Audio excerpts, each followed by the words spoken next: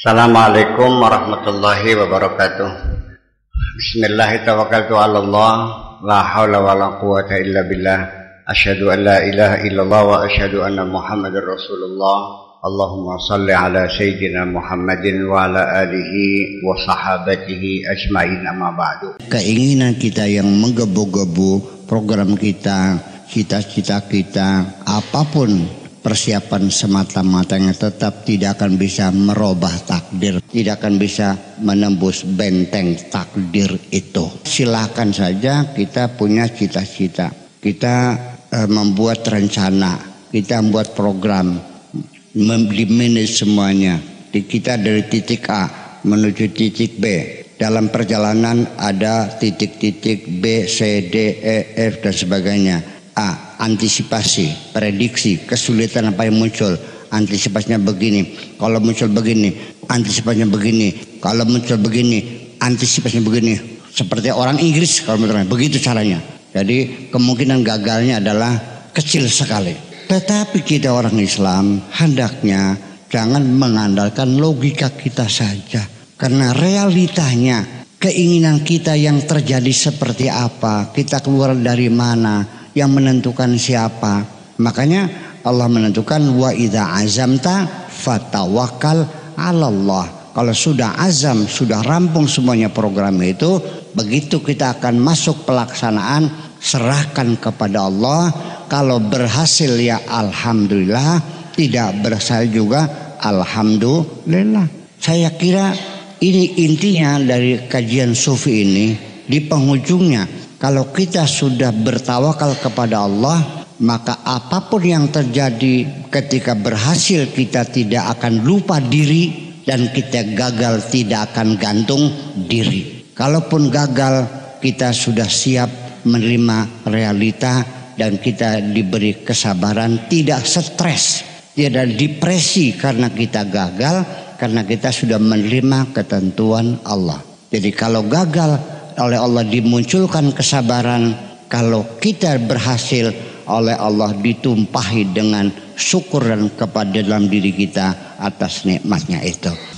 Ya, Allah tidak akan merubah sesuatu yang ada pada suatu bangsa hatta yughayyiru, sekalipun mereka ingin merubahnya. Kalau Allah tidak akan merubah apapun yang ada ketentuan pada suatu bangsa, sekalipun bangsa itu ingin merubahnya.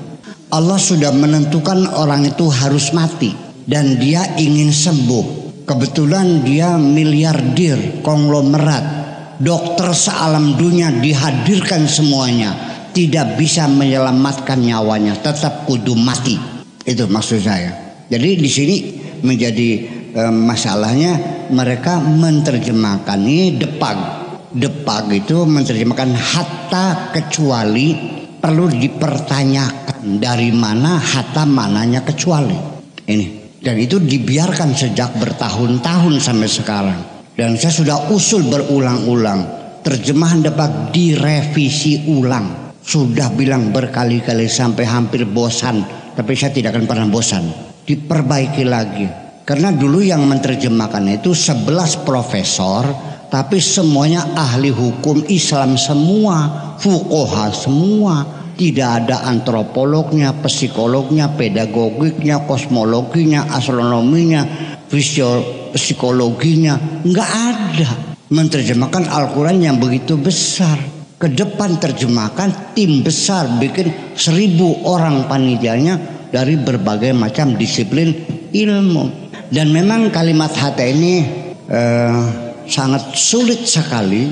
Hatta ini berbelit sekali, sehingga di Mesir ada seorang mengambil program doktor di bidang bahasa Arab. Dia menggali makna hatta dan dia berhasil mendapat gelar doktor karena dia mampu menguraikan makna hatta sampai terkenal dokter hatta. Ya. Bung Hatta tuh itu niru nama orang Mesir yang dulu namanya Abdullah.